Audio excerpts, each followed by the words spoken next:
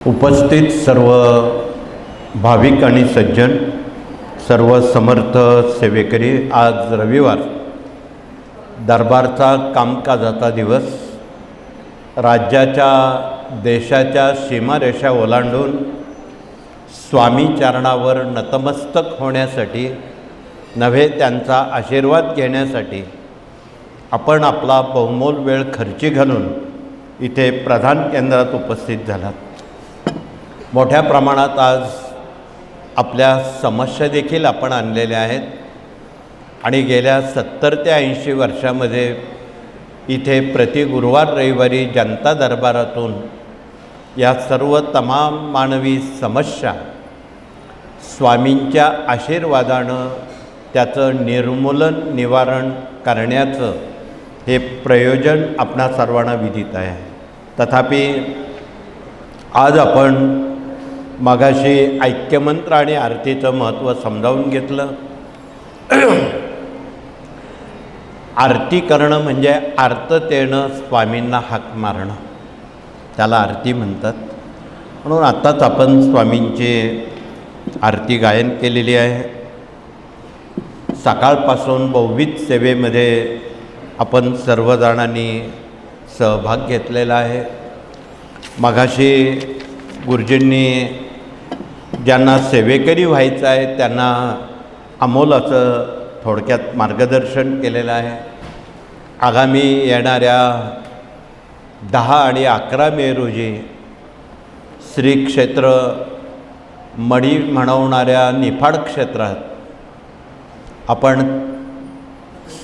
नाथसंमेलन आयोजित केलेलं आहे. राज्याच्या देशाच्या बहुविध ठिकाणाहून बहुविध आखाड्यातून नाथ संप्रदायाचे अनेक दिग्गज लोक त्या ठिकाणी येणार आहेत. अनेक पंथाचे सुद्धा त्या ठिकाणी बोलवलेले आहेत. महाराष्ट्रात जे वेगवेगळे पंथ आहेत त्या सर्वांना एकत्र आणून कलौ श्रीपादश्री वल्लभहा या कलियुगाचा अधिभार स्वामींकडे आलेला आहे. म्हणून स्वामींचं हे महत्त्व प्रत्येक पंथामध्ये पोचलं जावं, त्यांना समस्यामुक्त, दुःखमुक्त, चिंतामुक्त होण्याला संधी मिळावी म्हणून हा कार्यक्रमाचं प्रयोजन. त्यानंतर 15 मे रोजी सिन्नर तालुक्यात कारवाडी या ठिकाणी सत्संग मेळावा आणि दरबारची वास्तुशांती प्राणप्रतिष्ठा सोहळा आयोजित केलेला आहे. तो एक सत्संग आहे. तो होत नाही तर अधिक महिना लागतो. अधिक महिन्यामध्ये आपण 5 जून ते 12 जून या काळामध्ये भारतात, राज्यात, देशात अखंड जप यज्ञ नामसप्ताहाचं अनुषंगानं गुरुपीठ त्र्यंबकेश्वरला 7 दिवस भागवत नामसप्ताह आयोजित केलेला आहे. हा मराठी भाषिकांसाठी आहे. हिंदीसाठी आपण मथुरेला हिंदी त्या काळात भागवत नामसप्ताह घेणार आहोत. उत्तर प्रदेश, मध्य प्रदेश, गुजरात, दिल्ली आदी प्रदेशांसाठी याच काळात तोही अखंड जप यज्ञ नामसप्ताह दिल्लीच्या लोकांनी आयोजित केलेला आहे. म्हणून महाराष्ट्र भाषिकांना किंवा मराठी भाषिकांना गुरुपीठामध्ये आपणाला ती एक सुविधा प्राप्त झालेली आहे आणि त्या सुविधेचा कृपया आपण या काळात लाभ घ्यावा. त्यानंतर 17 मे ते 25 मे या काळात आपण पर्जन्य सूक्ताचं अनन्यसाधारण महत्त्व सांगून भारतातल्या आणि राज्यातल्या सर्व छोट्या मोठ्या नद्या आपण सर्वांनी स्वच्छ करायच्या आहेत. तरच पाऊस वेळेवर पडेल, अन्यथा दुष्काळाला 13वा महिना यंदा आहे. याचा अर्थ असा, पाऊस कमी पडणार आहे, पाणी जपून वापरावं लागणार आहे. हे सर्वांना माहीत असावं म्हणून सांगण्याचं प्रयोजन. त्या काळात जेवढ्या जलवाहिन्या, जीवनवाहिन्या आहेत त्यांचा आशीर्वाद आपण घ्यावा. अनेक लोक गेली गतवर्ष त्या नद्यांची गटारगंगा केलेली आहे. कचरा, प्लॅस्टिक, निर्माल्य, सांडपाणी, कारखानदारीचं सांडपाणी हे सारं नद्यांमध्ये दूषित करून टाकलेलं आहे. न कळत हा जलदेवतेचा झालेला कोप आम्हा तमाम मानवजातीला भोगावा लागणार आहे. म्हणून तापमानसुद्धा 40च्या पुढे, 45च्या पुढे आणि आता 50च्या पुढेसुद्धा जाण्याची शक्यता नाकारता येत नाही. म्हणून त्याला कारण माणूसच आहे, मानवच आहे. म्हणून तमाम मानवानं या पर्यावरणाचं महत्त्व अबाधित ठेवून आधी पहिल्या नद्या स्वच्छ कराव्यात, त्यांचा आशीर्वाद घ्यावा. आणि आपण 23 मे रोजी 4थ्या शनिवारी गोदामाईची स्वच्छता करणार आहोत. तशी दर शनिवारी करतोच. गंगाद्वारापासून तर कुशावर्तापर्यंत, कुशावर्तापासून रामकुंडापर्यंत आणि आता रामकुंडापासून राजमहेंद्रीपर्यंत या 1500 किलोमीटरपर्यंत ही गंगामाई गोदावरी वाहते. तिच्या पडोशी असणारी जेवढी गावं आहेत त्या गावकऱ्यांनी गंगा नदीला पवित्र करण्याचं पुण्य लुटावं हा त्यामागचा उद्देश आहे. म्हणून आपण या सर्व नद्या कृपया त्यांची स्वच्छता राखावी, त्यांचं पावित्र्य राखावं, तरच ते आपणाला वर्षभर पाणी देतील. म्हणून त्या दृष्टीनं आपण या सर्व बाबी सामाजिक ऐक्य राखून त्याचं आपण नियमाचं पालन करावं.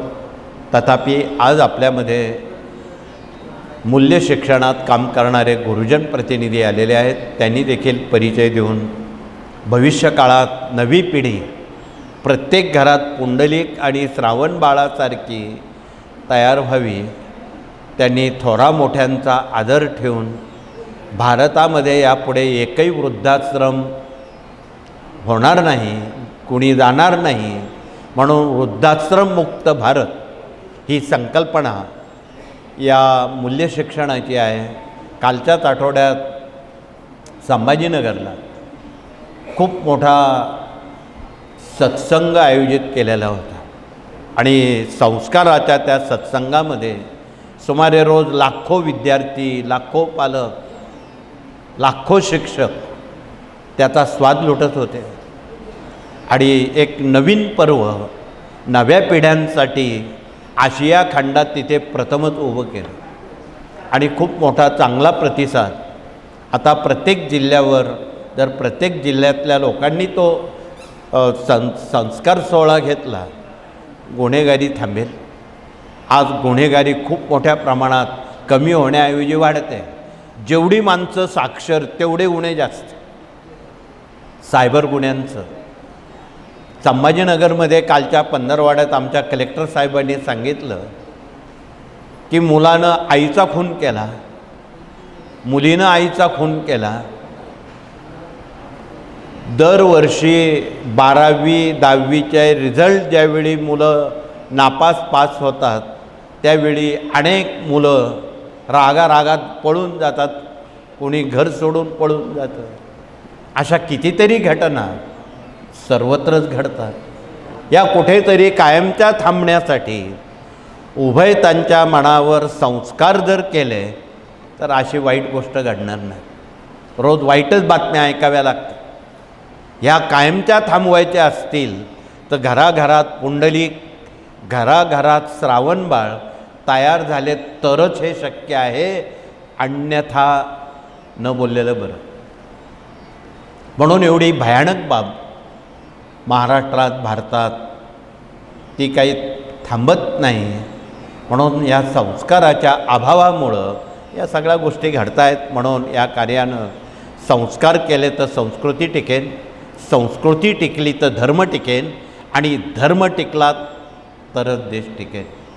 देशाला धर्माला टिकवायचं असेल, किती माणसं साक्षर झाली आणि ती जर संस्कारित नसतील त्याचा काही उपयोग नाही. ते दानवी जीवन आहे.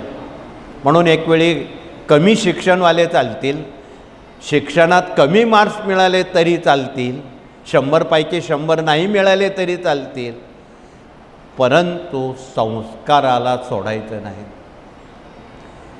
या वचनानं जर आपण प्रत्येक घरामध्ये पालकांनी थोडं लक्ष दिलं तर ह्या गुन्हेगारीला कुठेतरी आळा बसेल आणि नवी पिढी सुसंस्कारित होऊन वाईट कर्म करणार नाही. हे कळकळीचं आव्हान आहे. पुढचा विभाग या ठिकाणी प्रश्न उत्तर मार्गदर्शक प्रतिनिधी आलेले आहेत. दिवसभर सकाळी 8 ते सायंकाळी 6 वाजेपर्यंत हे उभे असणारे प्रतिनिधी आपणा सर्वांशी संवाद साधणार आहेत. हे तुमच्याशी बोलणार आहेत. तुमचं काय प्रश्न आहे आम्ही तुम्हाला समजून सांगतो. कुठे हिंडत फिरत बसू नका. म्हणून त्यांचे अश्रू पुसणं, त्यांना सन्मार्गाला लावणं, त्यांना जो उपक्रम दिलेला आहे तो सुव्यवस्थित सांगणं, तो परत आमच्याकडे आला नाही पाहिजे अशा चांगल्या भाषेत जर तुम्ही त्यांना गाईड केलं तर ते माणसं घरी जाईपर्यंत त्यांची कामं मार्गी लागतात आणि तो आशीर्वाद तुमच्या खात्यावर जमा होतो. म्हणून आपणाला कळकळीचं निवेदन आहे की समजून सांगणं हा एक अत्यंत मौलिक महत्त्वाचा भाग आहे आणि तो आपण स्वीकारलेला आहे. त्याप्रमाणे आपण ते काम दिवसभर निश्चलपणे करावं हे कळकळीचं आव्हान. तर पुढचा विभाग येथे विवाह मंडळ आलेला आहे. आज प्रत्येक कुटुंबामध्ये मुलामुलींचे लग्न तथा प्रश्न ऐरणीवर आहेत. सर्वात अवघड प्रश्न मुलांच्या लग्नाचा आहे. तुम्हाला थोडं हसू येईल आणि ते स्वाभाविक आहे. आजच्या मितीला सर्वात अवघड प्रश्न मुलांच्या लग्नाचा आहे. त्यातही मिळाली चांगली सूनबाई ठीक, खाट्याळ सूनबाई मिळाली, घराचं घरपण देशाचं देशपण राहणार नाही. म्हणून या बाबीवर या कार्यानं अंतर्मुख होऊन खूप मोठ्या प्रमाणात क्रांतिकारक काही पावलं उचललेली आहेत. ते आपणाला लक्षात येते की इथे उपवर वधूवर परिचय मेळावा दर गुरुवार रविवारी असतो. म्हणून ज्यांच्या मुलामुलींची विवाह कर्तव्य आहे त्यांनी उभ्या असणाऱ्या विवाह मंडळाकडे संवाद संपर्क करावा हा एक भाग. दुसरं, ज्यांना नाईलाजानं पुनर्विवाह करावा लागत आहे तथा जी मुलं विदूर आहेत तथा ज्या मुली अकाली वैधव्य आलेलं आहे यांच्यासाठी सुद्धा पुढचं पाऊल उचललेलं आहे. त्यांना योग्य जोडीदार जर दिला त्यांचं आयुष्य सुखानं समाधानानं त्यांचा संसार सुखाचा होईल. पुढचं पाऊल या कार्याचं असं आहे विवाह मंडळाचं. समाजात जे दुर्लक्षित आहेत, विकलांग आहेत, दिव्यांग आहेत, अशा लोकांना सुद्धा आयुष्यभर परावलंबत्व घालवण्याचं काम या विवाह मंडळानं सुरू केलेलं आहे. आणि आता कालच्या 2 महिन्यापूर्वी विवाह मंडळानं कृषी महोत्सवात नाशिक जिल्ह्यात सुमारे 1100 दिव्यांग शोधले आणि त्यापैकी वधूवरांची बोलणी आत्ता चालू आहे. त्यातले 18 विवाह त्याच दिवशी पक्के करून टाकले. रुपया खर्च नाही, अन्न खर्च आम्ही करून द्यायची कबूल केलेलं होतं. रुपया खर्च न करता या साऱ्या बाबी जगात कोण करणार नाही. म्हणून ही पारमार्थिक सामाजिक कामं या कार्यातून करण्याला आपणाला संधी आहे. ज्यांना आवड आहे, ज्यांना इच्छा आहे, जे उद्योजक आहे त्यांनी स्वतःच्या लग्नात खूप दामडौल खर्च न करता गरिबांची जर विवाह करून दिली त्यांना अश्वमेघ यज्ञ केल्याचं पुण्य त्यांना मिळणार आहे. म्हणून आपणाला कळकळीचं निवेदन आहे की आपण आपल्या मुलामुलींचीच विवाह डामाडौलात करू नका. जगात फार दुःख आहे. पूजनीय महात्मा गांधींचा एक जीवनादर्श जर एका मिनिटात सांगितला. भारताचे पहिले बॅरिस्टर विदेशातून आल्यावर त्यांनी देशाचा फेरफटका मारला. या देशातली गरिबी पाहिल्यावर त्यांना कळवळा आला. त्यांनी त्या मिनिटाला अंगावरचा कोट सूट बूट काढून फेकून दिला आणि एक भीष्म प्रतिज्ञा केली, जोपर्यंत माझे देशबांधव पूर्ण वस्त्र त्यांना मिळत नाही, पोटभर जेवण मिळत नाही, तोपर्यंत मी आयुष्यभर पंचा घालून राहीन. बॅरिस्टर झालेल्या माणसानं पंचा घालावा. म्हणून एक सामुदायिक ऐक्य, सामुदायिक बांधिलकी, सामुदायिक सहजीवन पूजनीय गांधींनी जपलं. तो जीवनादर्श आज शैक्षणिक क्षेत्रामध्ये राहिलेला नाही, पुन्हा तो जनतेपर्यंत पोचवणं क्रमप्राप्त आहे. असो तर या साऱ्या बाबी जनतेपर्यंत शिक्षण क्रमातून पोचवणं क्रमप्राप्त आहे. यावर खूप बोलता येईल.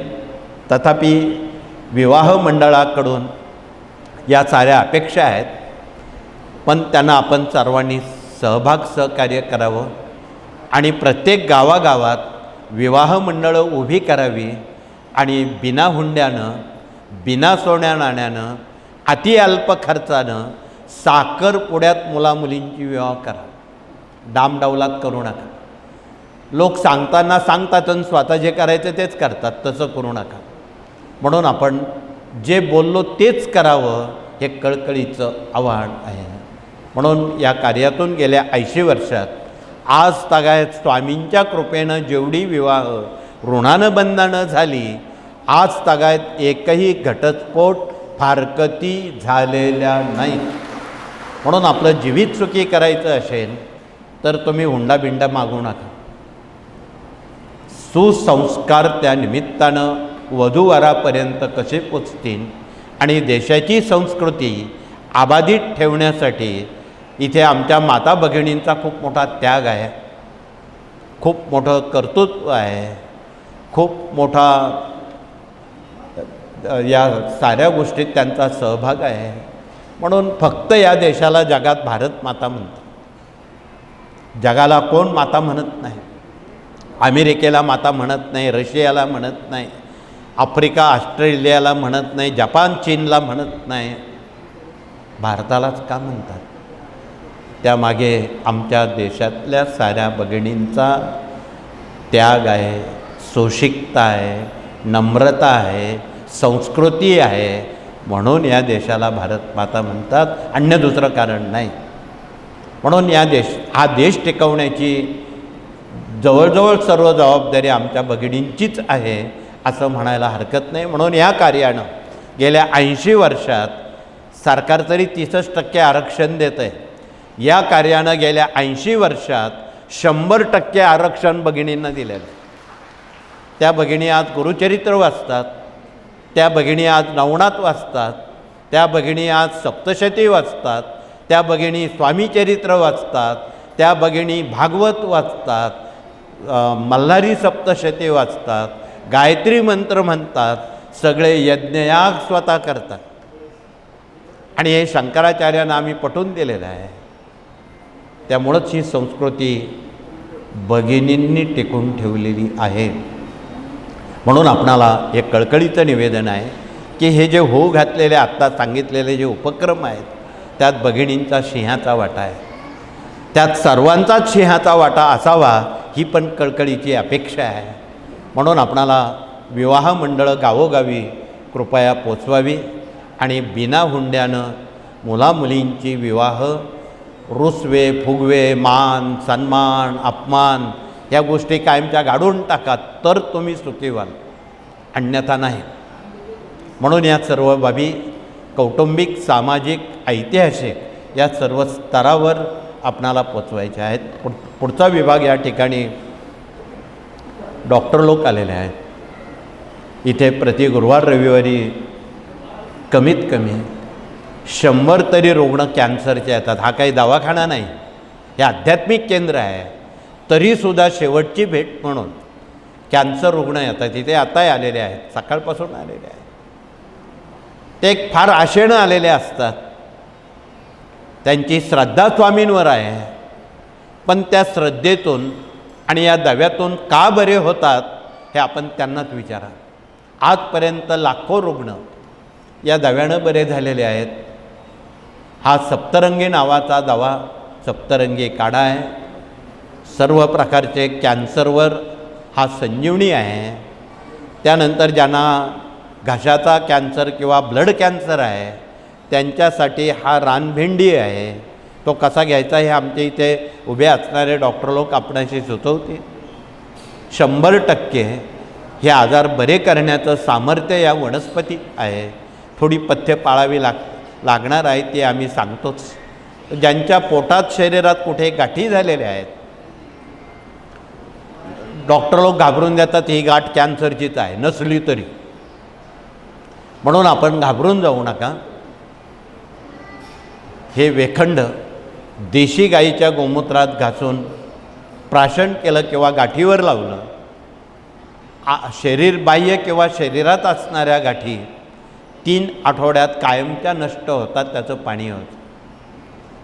अर्थात ही औषधं थोडी कडू तुरट आहे. डोळे झाकून ती घ्यावी लागतील. आणि पथ्य म्हणाल तर पेपरच्या पाठीमागे शेवटच्या ओळीत काही पथ्य दिलेली आहेत. त्यात उडीद, मका, हिरवी मिरची, बाजरी ही पदार्थ जर आपण वर्ज्य केली तर आपणाला निश्चितपणे ती औषधं लागू होतील. म्हणून औषधापेक्षाही दवा महत्त्वाचा आहे, पथ्य महत्त्वाची आहे. म्हणून आपण या सर्व बाबी आमच्या या विभागाकडून कृपया आपण समजून घ्याव्यात.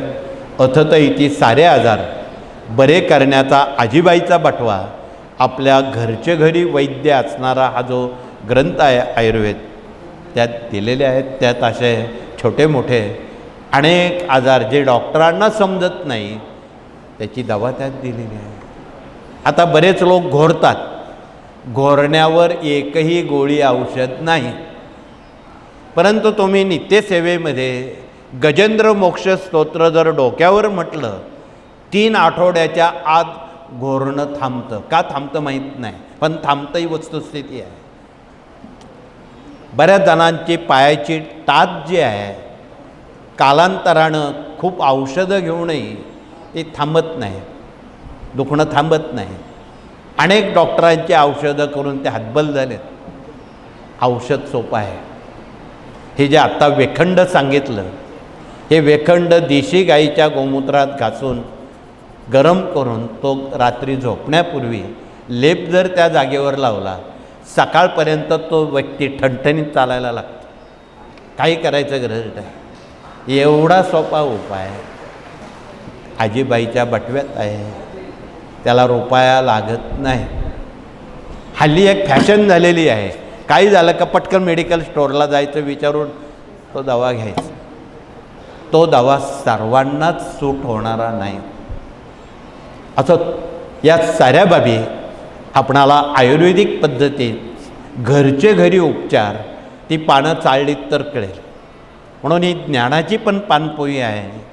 या ज्ञानाच्या पानपोईमध्ये आपण त्याचा स्वाद लुटावा हे कळकळीचं आवाहन. तर पुढचा विभाग या ठिकाणी वास्तुतज्ञ प्रतिनिधी आले असतील, त्यांनी आपला परिचय द्यावा. वास्तूच्या बाबतीत बऱ्याच संकल्पना आहेत. अनेक जणांच्या वास्तूत अनेक छोटे मोठे प्रश्न आहेत. बऱ्याच वास्तूंमध्ये बंद पडलेली घड्याळं आहेत, फुटलेली भांडी, तुटलेल्या चपला, फाटलेले कपडे, किचनला काळ्या रंगाचा दगड, आग्नेयेला पाणी, ईशान्येला जिना, नैऋत्येला प्रवेश. ही दुःखद बातम्या देणाऱ्या बाबी आहेत. डोक्यावर कर्ज आणि आजारपण निर्माण करणाऱ्या बाबी आहेत. म्हणून तुम्ही ज्ञानदान 1 ते 4 पानं चाळणे तुम्हाला उपाययोजनेद्वारे या साऱ्या गोष्टींचं रहस्य त्यात उलगडल्याशिवाय राहणार नाही. म्हणून आपणाला कळकळीचं निवेदन आहे. पण वास्तूच्या बाबतीत असं बोलता येईल, ज्या वास्तूमध्ये आपण डोकं टेकल्याबरोबर 5-6 घंटे ज्यांना झोप येते ती वास्तू निर्दोष समजावी. आणि इथे बसलेले सारे लोक श्रीमंत आलेले आहेत, त्यांना 5-6 घंटे झोप येते. आणि तुमच्या संकल्पनेत जे श्रीमंत लोक आहेत ते रात्री 3-3 वाजेपर्यंत झोपेच्या गोळ्या खाऊनही त्यांना झोपा येत नाही ते श्रीमंत नाहीत, ते कर्मदरिद्री आहेत.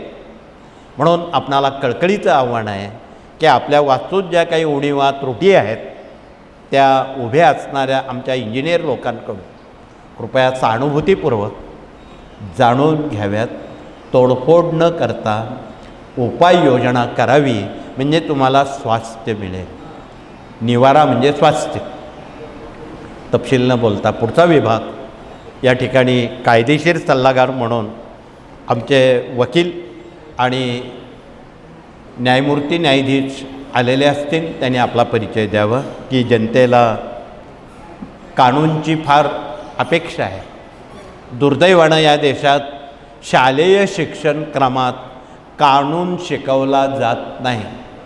तुम्ही जर्मनीत बघा, इयत्ता 5वीपासून तर 12वीपर्यंत कानूनचा स्वतंत्र अभ्यास आहे. तिथे LLB LLM करण्याची गरज नाही. ते शाळेतूनच शिकवलं जातं, नागरिकशास्त्र आणि कानूनशास्त्र. त्यामुळं देशात ही उणीव आहे आणि या देशातले अजूनही कायदे इंग्रजांचेच चालू आहे. अजून आपला स्वतःचा एकही कायदा नाही. एवढं पारतंत्र्य कायद्याचं या देशात आहे, तपशील न बोलता. म्हणून आपण आमच्या कायदेशीर सल्लागारांकडून हा देशाचा जो कानून आहे यामध्ये पहिली उडी पूजनीय लोकमान्य टिळकांनी घेतली आणि त्यांनी गीतेवर भाष्य करून मंडाले येथे स्वतःला तुरुंगात कोंडून घेऊन देशद्रोहाच्या नावाखाली गीता रहस्य लिहिला. गीतेच्या 14व्या अध्यायामध्ये कानूनची माहिती दिलेली आहे आणि त्यावर रहस्य लिहून भारतीय कायदे गीतेमध्ये दिलेले आहेत. म्हणून पूर्वी इंग्रज काळातसुद्धा गीतेवर हात ठेवल्याशिवाय न्यायाधीश शपथ देत नव्हते. कानूनची जननी गीता आहे हे अजून भारतीयांना फार कमी लोकांना माहीत आहे. पुन्हा याचं पुनरुज्जीवन करून शिक्षण क्रमात जर गीता रहस्य आला तर या देशातले लोक सुज्ञ होतील असं म्हणायला अतिशयोक्ती नाही. म्हणून बोलण्यासारख्या खूप बाबी आहेत, परंतु आचरणात आणि वास्तवात आणण्याला खूप अडचणी आहेत.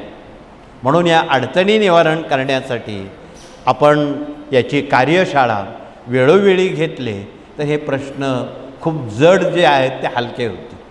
पुढचा विभाग या ठिकाणी प्रशासकीय कामकाज आणि प्रशिक्षण प्रतिनिधींसमेत अन्य प्रतिनिधी आलेले आहेत ज्यांना नामसप्ताहात भाग घ्यायचा आहे.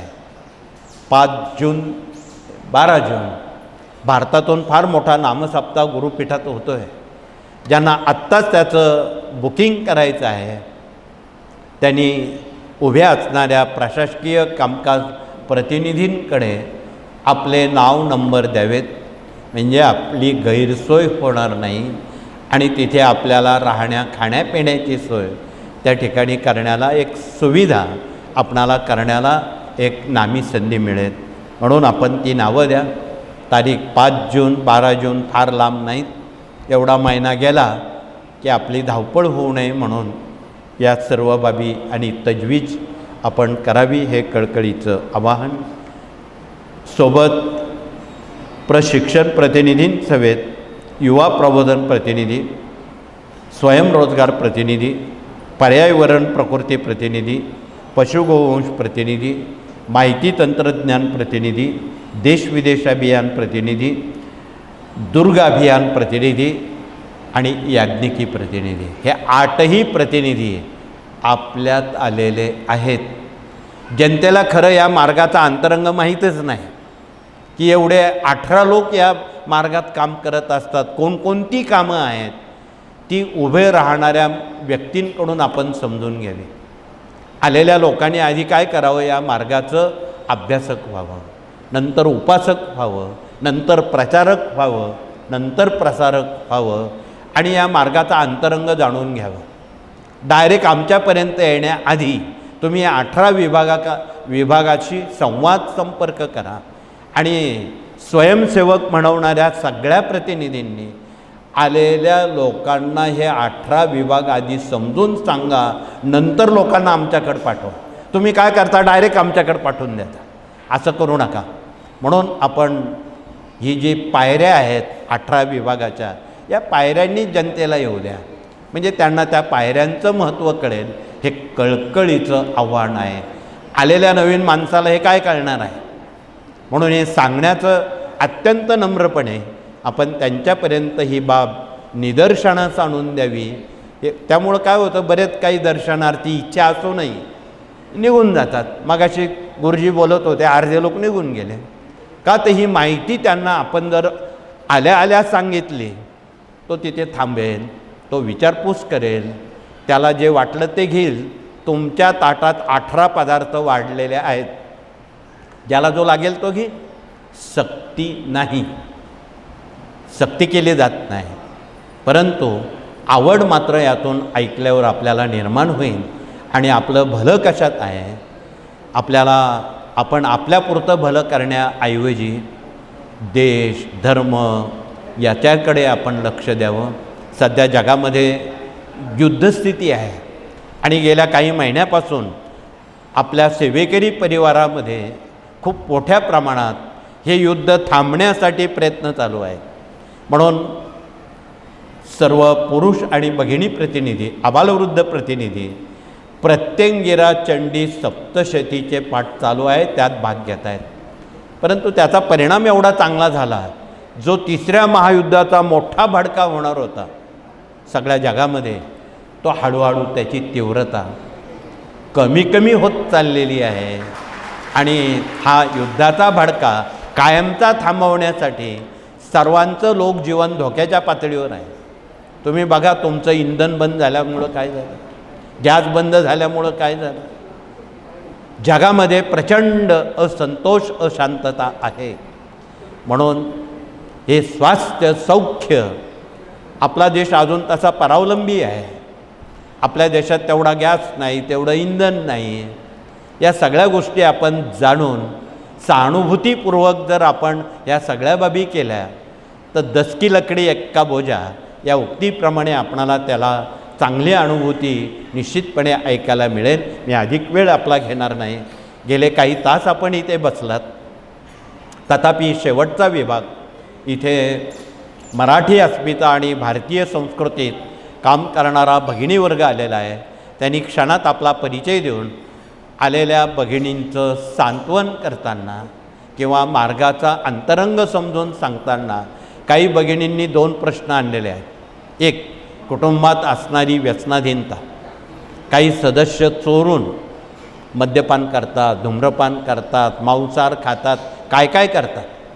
त्या भगिनी कंटाळलेल्या आहेत. त्या भगिनींना, उभ्या असणाऱ्या भगिनींनी व्यसनमुक्तीचा मार्ग सांगावा.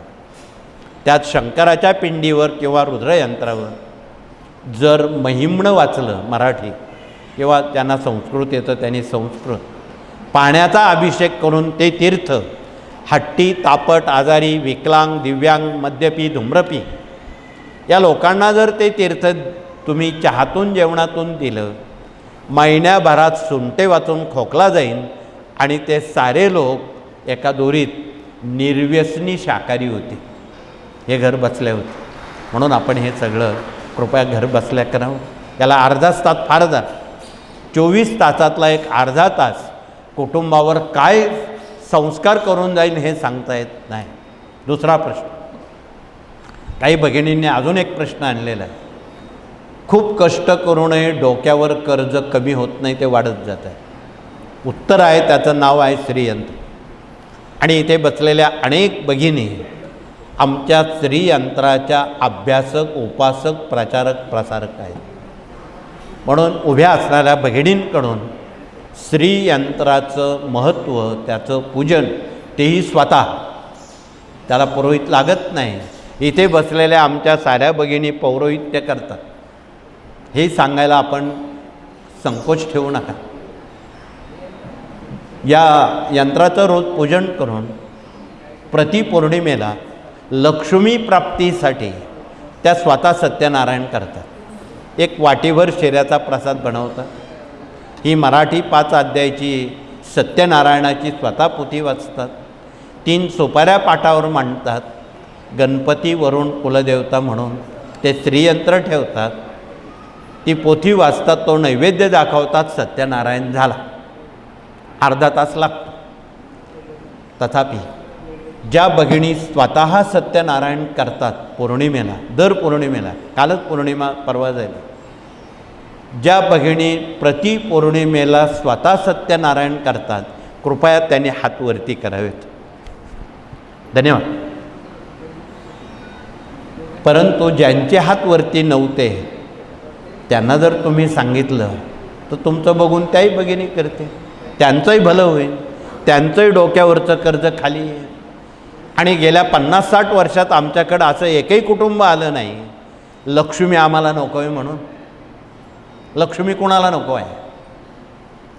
म्हणून आपण याचा सहानुभूतीपूर्वक अर्थ लावून समजून घ्यावा. अधिक वेळ न घालवता हा वेळ चांगल्या कामासाठी आपण खर्ची घालण्यासाठी तुम्ही तुमचा थोडासा वेळ स्वामी कार्याला दान द्या, समय दान द्या.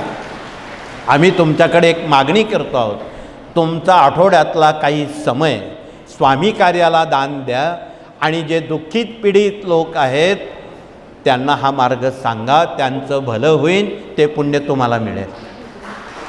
म्हणून कळकळीचं सांगणं आहे, हे जर काम आपण केलं तर दिव्यानं दिवा लागेल, ज्योतीनं ज्योत लागेल आणि जनतेची दुःख हळूहळू नष्ट होतील. म्हणून आपण हा सहानुभूतीपूर्वक मार्ग जनतेपर्यंत डोळस आपण बुद्धीनं पारदर्शक आणि शुद्ध मनानं जनतेपर्यंत आपण पोचवा, एवढंच कळकळीचं सांगून पुनश्च आपणा सर्वांना पुढील कार्याच्या शुभेच्छा आणि धन्यवाद देऊ. हात जोडून प्रार्थना करू. प्रार्थनेनंतर सर्वप्रथम भगिनी मौनानं औदुंबरा मार्गे दरबारात स्वामींना नमस्कार करतील, मग आपल्या जागेवर बसतील. नंबर 2च्या गेटनं भगिनींनंतर पुरुष प्रतिनिधी येतील. भगिनींना आधी प्राधान्य का आहे तर गेल्या 80 वर्षात भगिनी इथे माहेरी आलेल्या असतात, हा त्यातला अर्थ आहे. त्याप्रमाणे त्यांना तशी उपचार पद्धती या कार्यानं गेल्या 80 वर्षापासून दिलेली आहे. म्हणून आपण त्यांनी सहानुभूतीपूर्वक या गोष्टी समजून घ्याव्यात, एवढंच कळकळीचं सांगून हात जोडून प्रार्थना करू आणि हे सत्र या ठिकाणी थांबू. श्री स्वामी समर्थ.